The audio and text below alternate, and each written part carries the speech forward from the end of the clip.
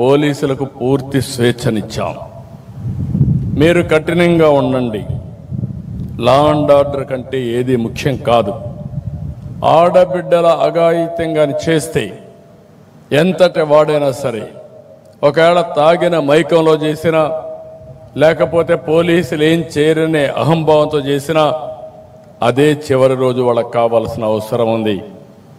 అప్పుడే ఇలాంటి మనం కంట్రోల్ చేస్తామని చెప్పి కూడా నేను మీకు తెలియజేస్తున్నా.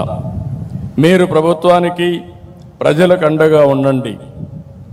మేము మీకు మీ కుటుంబాలకు మద్దతుగా నిలుస్తాం.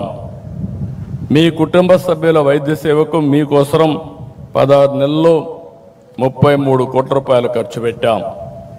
గ్రూప్ పర్సనల్ యాక్సిడెంట్ ఇన్సూరెన్స్ గత ప్రభుత్వం నిలిపేస్తే మళ్ళీ దాన్ని పునరుద్ధరించాం. కానిస్టేబుల్ నుంచి డీజీపీ వరకు ప్రతి ఒక్కరికి 20 లక్షల నుంచి 45 లక్షల వరకు ఉచిత బీమా కవరేజ్ ఇస్తున్నాం. మరణించిన 171 మంది పోలీసులకు బీమా కింద 23 కోట్లు అందించాం.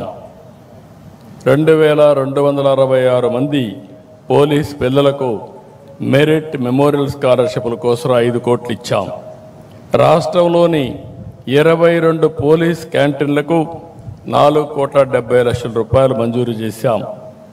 గత ఏడాదిగా ట్రావెల్ అలయన్స్ కానీ, surrender leaves, additional surrender leaves, ఇంకా ఇతర బిల్లులు చెల్లించేందుకు 320 కోట్లు కేటాయించాం. త్వరలో హోంగార్డులకు ఉచిత ఆరోగ్య బీమా, పోలీస్ కుటుంబాలకు 30